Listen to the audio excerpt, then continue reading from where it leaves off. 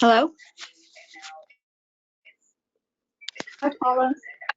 Hi, how are you? I'm good. Just trying to figure out why I'm not on. Let's see.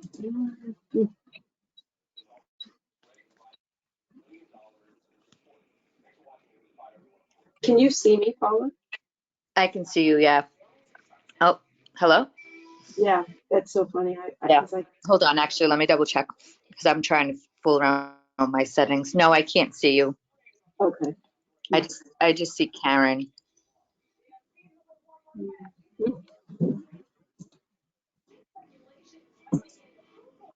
Yeah, I don't know why it's black.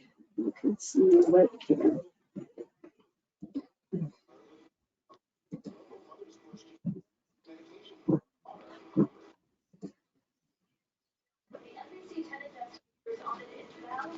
Police officer. The reason he hasn't returned to work in 3 weeks. NBC 10 Fox News at 6. Starts right now. Hold on, begin with your first homework. They feel like really Who's got the news going? That's me. I'm going to turn it off.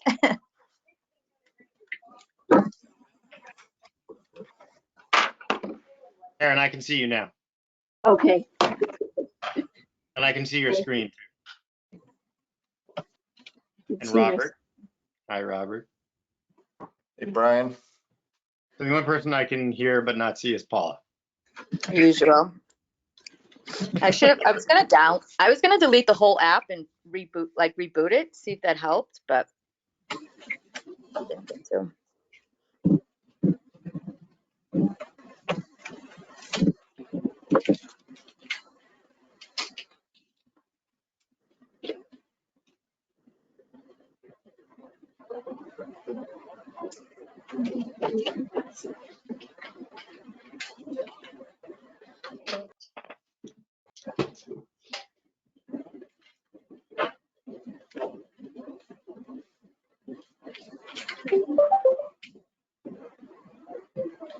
All right. It's 6 p.m. Gang's all here. So we do roll call. Sure. All right, I'm Brian Green. I'm here. Paul Machado here. Robert Sixia.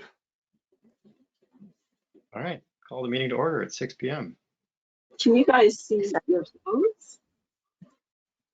we What see was you that? what? What? Can you see yourselves on the screen or just my screen? Yeah, I see myself, you and Brian, and the screen as well. Your screen.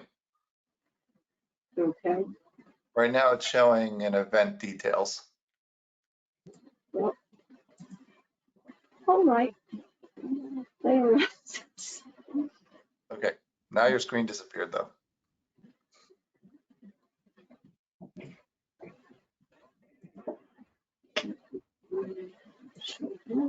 Here we go.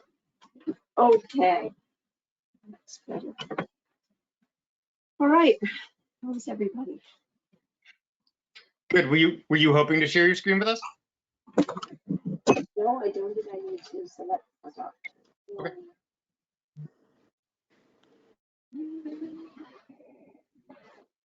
I'm trying to open the I see the screen. It just came back on. I'm trying to get the agenda up from my email, but it's either painfully slow or it's not working. So let me do this. Well, I know the first agenda item, which is the approval of the January minutes. And I make a motion to approve. I second it. All in favor? Aye. Aye. Okay. And looks like the next item is HHS updates. This is not a complicated meeting. No, it's not. No. If I can get my screens to work. Let's see if that changes it. I'm not sure what's going on there, but good evening, everybody. A quick housekeeping thing. I wanted to let you know that we have been told that we don't need the wet signatures, so you don't need your actual signatures on. Sorry.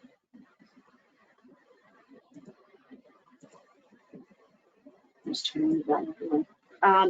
On the regulation, the tobacco regulations that you voted on last time and approved will change to the one definition. So those have been finalized, and I emailed them around to you guys this afternoon. So if you can just print the last page, or if you have electronic signature that you can insert in there, that's fine.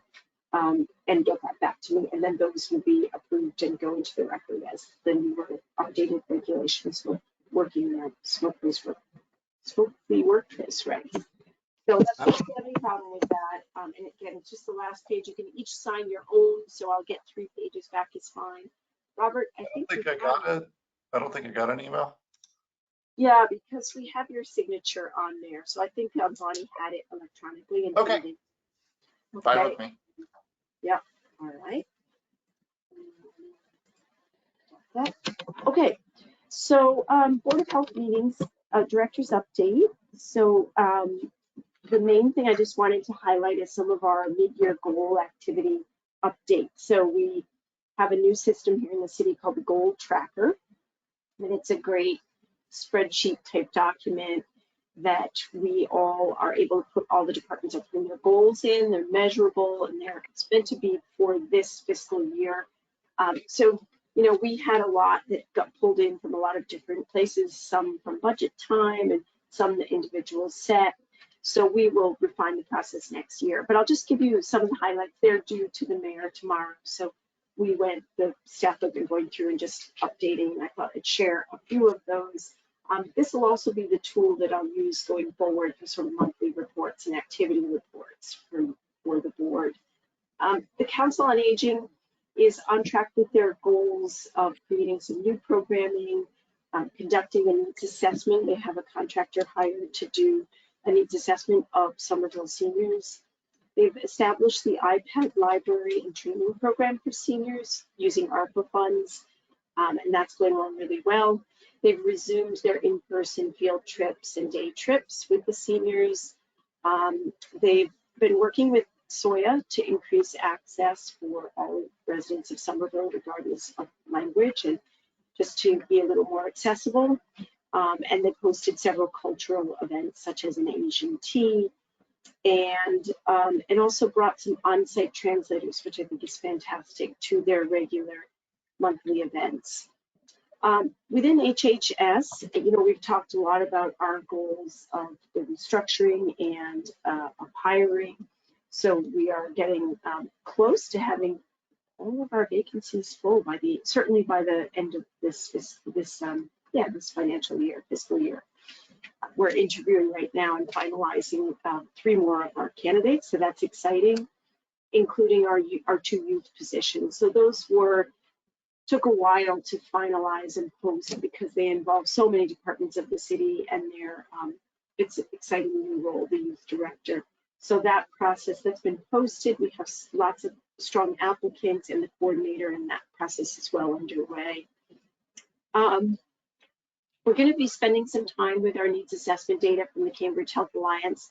It's not a full comprehensive needs assessment. We would love to do that, but it will be a good starting point for us to look at some of our health needs and a lot of the things like our YRBS, our Youth Risk Behavior Survey, and then some of our demographic data. We'll use those to refine our goals for next year. So I'll be in touch with that.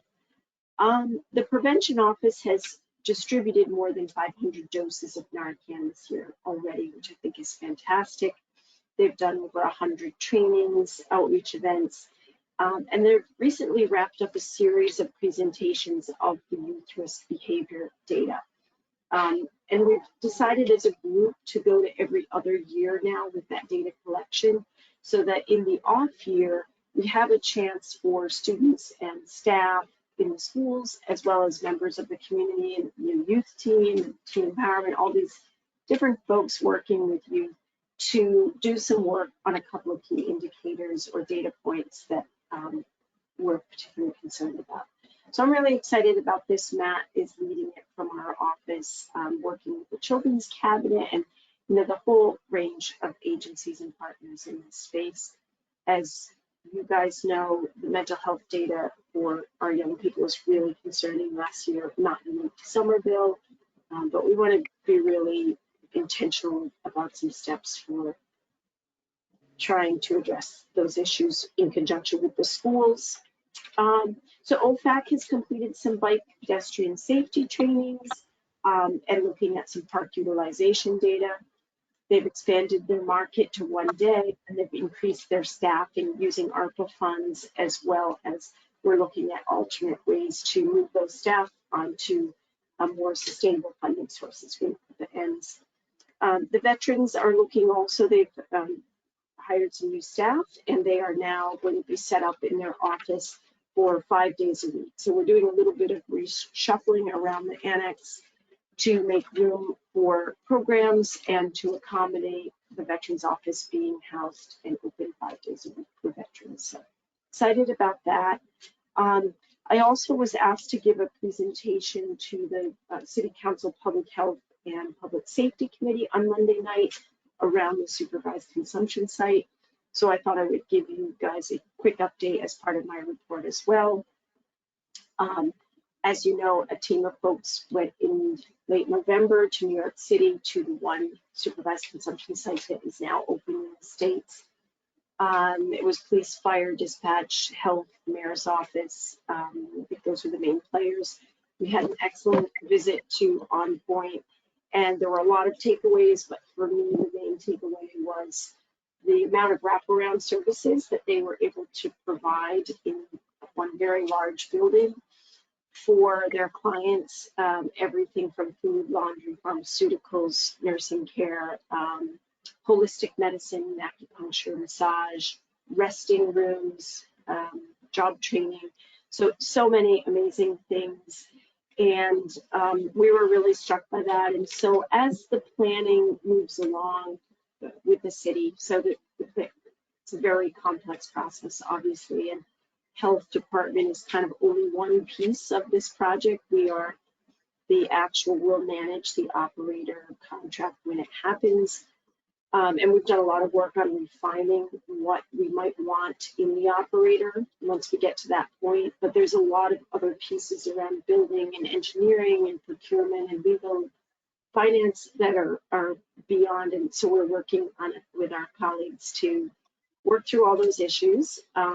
But within our team in HHS, we are continuing to think about the range of services that we ideally would want to replicate from somewhere like On Point in New York, and realizing they won't all be in one location in Somerville, but how do we make sure that those other services are there? And that's the real challenge. So we're continuing to think about harm reduction services in the city. What are the things that we can do as the project moves forward? So those are kind of the main updates at this point. The mayor's office is committed to this project, and the team is continuing to, work towards putting together a timeline and the various decision points along the way in this project. So those are the main updates. Oh, I do have one more quick update I wanted to share, which was also a goal of mine, was to re-engage our Medical Reserve Corps volunteers, who I think have been used in the past in Somerville somewhat. So we had a very successful training. We activated a group of Medical Reserve Corps. We trained them. We did a brief introduction and training to working with the homeless population in light of planning for sheltering should it be needed. And 2 weeks later, we had that very cold snap, as you know, in which the city has contract in place with the Somerville Homeless Coalition to provide overnight sheltering. So that was pulled off amazingly by a whole bunch of city and community partners, made that work for 2 nights, accommodating almost 30 individuals who would have been out in that Arctic cold. So we're really proud of being part of that with Somerville Homeless Coalition, who was the lead agency. They ran the shelter, but with a lot of support from this time from the city, and really us all learning together, as well as activating the MRC. And we had fantastic MRC volunteers who were there with us all weekend, and it went very well, other than the heating units just couldn't cope with the very cold weather anywhere. So challenges to work through there, but I think that was a success for the department and for the city and the Homeless Coalition clients. So that was a lot I threw at you in a quick bit, but are there questions, concerns, other things you want to hear more about?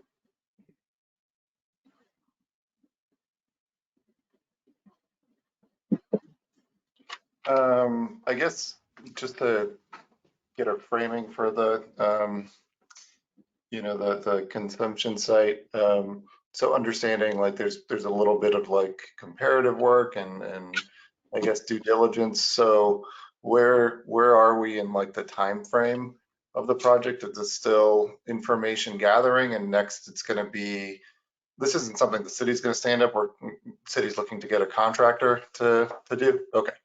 Yeah. And there's probably going to be several contracts. So, a contract for an actual modular unit to either buy or rent. Then there'll be one to fit that out. Then there'll be one for the operator. Then there'll be one for, some technical. So it sounds like still a whiles away, because procurement and government takes a long time to set up, post, get bids, review, and then you start the work. So yeah, so probably, I don't want to say your timeline, like what's the timeline, I guess, looking like? No, that's what we're really trying, the group is really trying to hone in on a timeline that's realistic, and a lot of it is determined by procurement and things like modular units that aren't readily available at the moment since COVID. So to the extent that you guys can, borrow from New York's procurements, I'm sure they, might be able to give you their procurement postings, and you can just take their scope of work and, put it in there. Granted, I'm sure they probably had a building, but to the extent that there are other aspects you can borrow from, might make it a little easier. Yes, they have been very supportive and generous with their knowledge and time and materials mainly for like the running and the operation of the site, what it can look like and things you have to think about. So the actual sort of physical thing that it goes in is challenging, the where and how. So, but I think there's a group that's regularly meeting with the mayor's office and all the different departments involved, and I think that everyone would like to move forward on and establish at least a targeted timeline to work from. So that's the hope. Soon we'll have a little more meat on the bones. Sure. Well, it's exciting, and all for harm reduction. So no, that's great. My only other thought was just, this is a much more universal, thought bubble. It's just, there's a lot of narrative in the state about the healthcare workforce, and in particular, retirements and shortages and accessibility, and it doesn't quite totally connect with, the role of the board, but, access to primary care and specialists and behavioral health. I don't know if you had any thoughts just on that kind of broader concern, because I know that people in the state are concerned about it, and just if you had, anything, any thoughts there? Yeah. So do you mean in relation to the consumption site, or just No, I think, this is a much more like, universal question. And, I guess it would be more impactful, more on residents and people's ability to find primary care, behavioral health care, specialty care. Yeah, no, for sure. It's definitely something I think about and am concerned about. The behavioral health piece, I'm really thrilled that we do have this new state hotline as well as the walk-in center for behavioral health, which is not here in Somerville, but it's in Cambridge, I believe. So those are important steps. I know a lot of people who have accessed them, and then we have information that we're able to give out to people 24/7. Someone will answer your phone. They have a crisis response team will come if needed immediately, or they can help connect you, make a referral, do an intake, whatever is needed. So on the mental health side and behavioral health, I think that's pretty good progress that we haven't seen in a while. On the primary health side, it's an interesting question, and it probably would be good to check in with Doug Kress, my predecessor, who you guys know, who is at CHA. He hasn't mentioned specifically that this is a real crunch point for them, but I am certain that primary care and behavioral health are probably been really challenging for them as well to make sure they're staffed up. Yeah, and what some potential solutions would be, we'll try to move, a lot of the work that comes to us or comes to primary care offices is case navigation for social determinants of health. So basic food and housing. And so, again, the role of something like a community health worker, we are doing a grant with them. We're really trying to build that program up so that we can use people at the, their highest level of their credentialing and their knowledge, and we can assist with some of the pressure on these offices and mental health providers with that background case navigation stuff. And we're seeing that here in HHS. We're seeing that we need another caseworker. That there's just so much work to be done there. We've also had several displacements in the community in the last 3-4 months with fires and various other things that have affected large buildings, apartment buildings. So there's been a lot of need for case management, Red Cross, assisting people with housing, food, and I think that is definitely something that we will look for in next year's budget and expansion of that case management capacity to help our team of social workers, nurses as well. Yeah.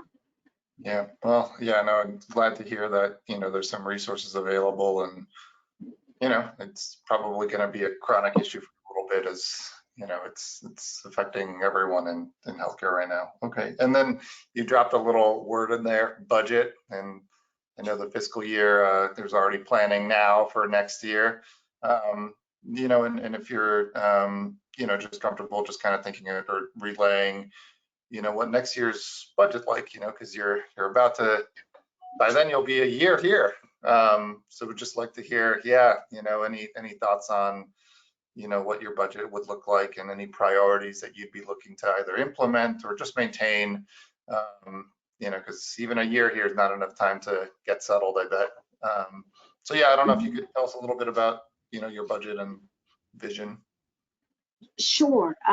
So we're, as you said, the process has begun.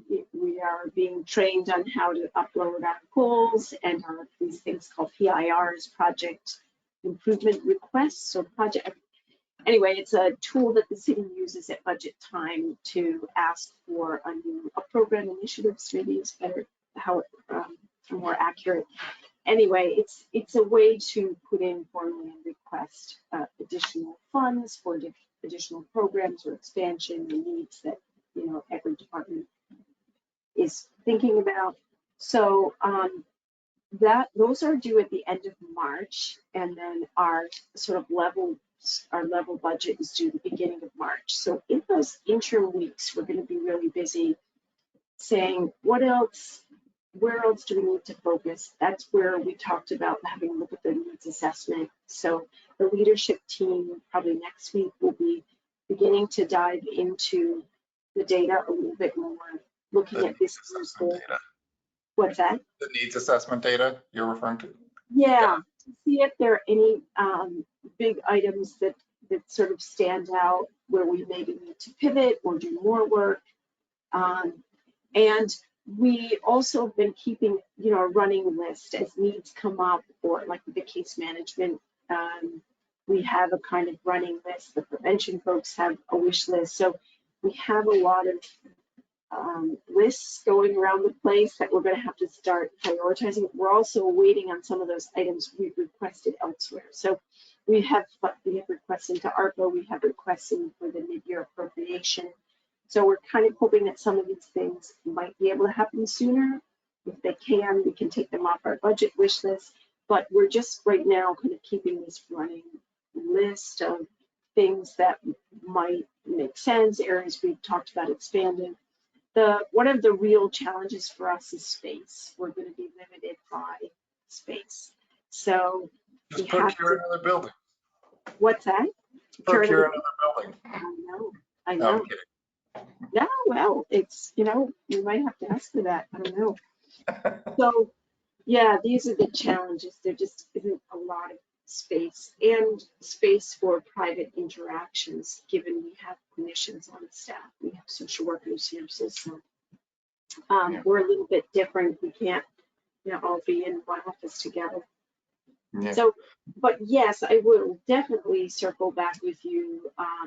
What has been your involvement in previous years, or what would you like your involvement to be in the setting priorities, or even just reviewing them, the point at which we're getting ready to put them in? Yeah, I mean, I'm happy to give my perspective, and others can do too, because they've had a longer time. You know, in the past, I believe, and Brian, keep me honest, Doug would come, you know, usually late in the spring, I think, or maybe early summer, just to give, like, you know, just an outline of his budget priorities. Wouldn't really go into like deep budget financial detail. It would certainly be at like, you know, this is what we're focusing on, staffing, backfills, or whatever it may be, and, you know, just kind of keeping us in tune. So would certainly, you know, when it's reached its point of maturity, you know, would love a quick outline, you know, sense. You know, in terms of like priorities and setting the budget, you know, I think really, honestly, what would drive it, and you've already mentioned it, is the needs assessment. And if it's not completed, then looking back at the previous needs assessment and seeing what's, you know, what's outstanding. Although that one's now 6 years old, right? There is a new one that just came out. Okay. Yeah, so that helps. That's great. Yeah. So, you know, I think, you know, that would be probably the primary, you know, resource for that. And then outside of that, you know, assuming you'd want to go broader, it would be looking at the needs assessments of some of our community or sister cities, right? You know, see if there's any commonalities there, and then rolling up towards, you know, what's the state viewing as their priorities. You know, because I try to resist the urge of opining based on anecdote and like my own observations. So, you know, I think we're more responsive to like proposals and suggestions. But Karen, you know, I'll do a little thinking for maybe next month if there's anything, you know, I cover. And is the needs assessment already ready? Is that like publicly available now? Yeah, yep. I can send you the link. It's a CHA completed. Okay, I can probably look it up too. Yeah, it's on their website. Yep. Community needs assessment. And I think that's, yeah, I found it pretty easily on there. I see it. Yeah, 2022, October. Yeah, yeah. Okay. Oh, yeah. Well, what we will do then is we'll certainly circle back next month, I think, as the leadership team starts to form ideas and budget priorities, goals, project initiatives, and we'll circle back and keep you in the loop. Would be great. Awesome. Cool. All right, thank you, Karen. I finally found the unmute button. I don't think I have to keep you honest, Robert. I think you did. You did good.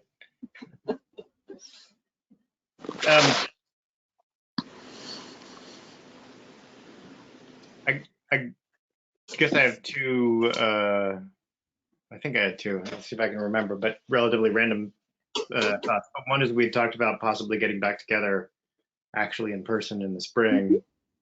I do think we are now approaching that. And the other question actually is I know that the federal government is planning on ending the state of emergency related to the pandemic. And I don't recall, I know we talked about this, but I don't recall what the city's legislation around in-person meetings versus hybrid versus online meetings. I know, there's open meeting law, everything kind of changed with the pandemic, but I don't know if anything's going to revert back. I think that it's whether the state sort of mandates there should be a hybrid option or the city. I think that that's kind of the gold standard as we come back into person to also offer the option. And I know the state is considering when the state of emergency ends, kind of mandating that, if you like. So I don't know whether being required of us, but it certainly would be best practice if we can do that. And I know that some of the city's boards and commissions are meeting back in person. City council, oh no, they don't do them. Yeah, so I will check with the city clerk, Kim Wells, and ask her. It may just be a question of which rooms are set up for the filming of the meeting. I know City Hall has been used for hybrid meetings because I've been in when they have had, in that chambers, so it's a bit of an IT question as well. So I will find that out. I think it's a great question. I think it's going to be coming up for a lot of us to see if the city is set up to host a hybrid meeting yet and which rooms and if there are any restrictions to where. And then I'll see if we can schedule it for sometime this spring. So great point.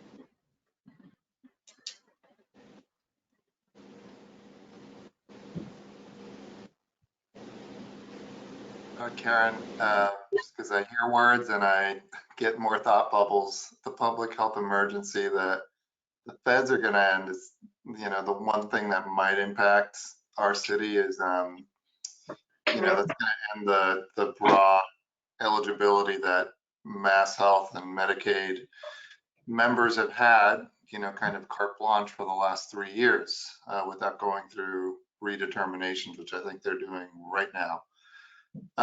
So to the extent that there's any community, coordinators or outreach or whoever it is, I think just gentle reminders that if they're working with, vulnerable populations, to make sure that they are submitting their renewals to Mass Health so they can continue their coverage, and hopefully they can direct them to assistance to fill out those forms because I think, people probably didn't get used to submitting those for the last few years, and now they're going to have to submit a lot of paperwork to keep their coverage. So anyways, just a thought as the public health emergency is coming to an end. Yeah, I will check in with our team and then maybe even put something out to partner agencies that will be doing this kind of components. Thank you.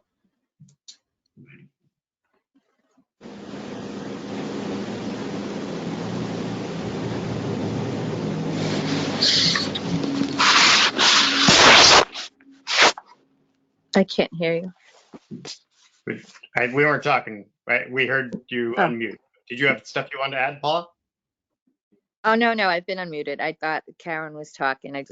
But I guess not.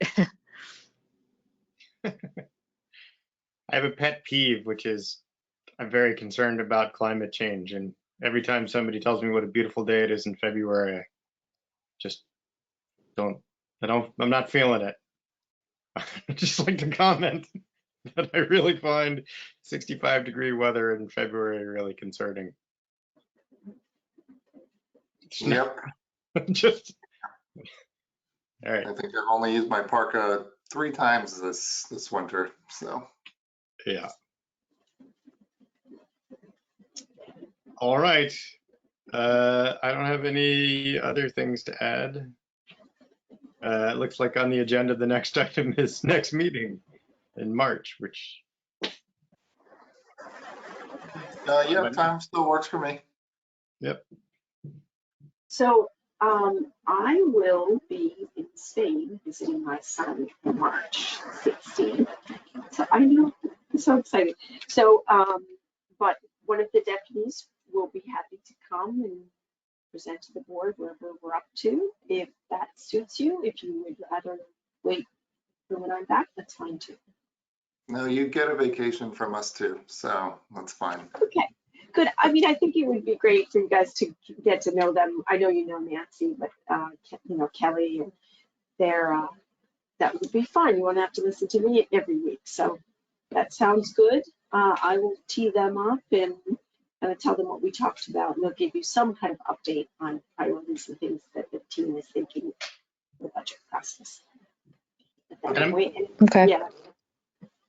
I'm assuming Liz got the forms that I dropped off to Janine, I think it was. You haven't heard anything. Okay. They'll let I mean, me know if you need I something. didn't hear any like complaints, so I assume. Okay, good. Good. Thank you.